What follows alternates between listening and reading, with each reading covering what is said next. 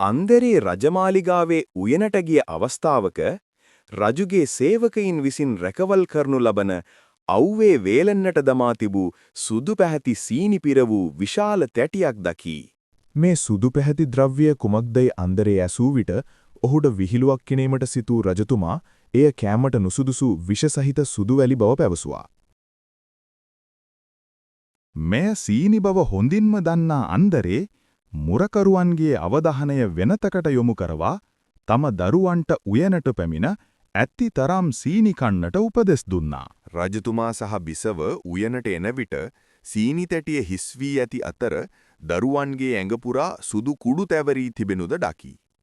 ඒ මොහොතේ අන්දරේ මහත් ශෝකයකින් පසුවන බවක් පෙන්නුවා. අන්දරේ හඬා වැළපෙමින් රජුට පවසන්නේ තම දරුවන් නොදැනුවත්ම මෙම විෂවැලි අනුභව කළ නිසා ඔවුන් මිය යනු දෙකීමට නොහැකි බැවින් තමාද එය අනුභව කර මිය යාමට සූදානම් වන බවයි.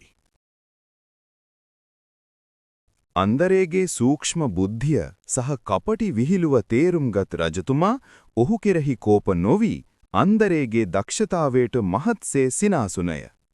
අවසානයේදී තමා කළ විහිළුව තමා වෙතටම කැරකියා බව වටහාගත් රජතුමා අන්දරේට තවත් තෑගි භෝග පවා ලබා දුන්නේය.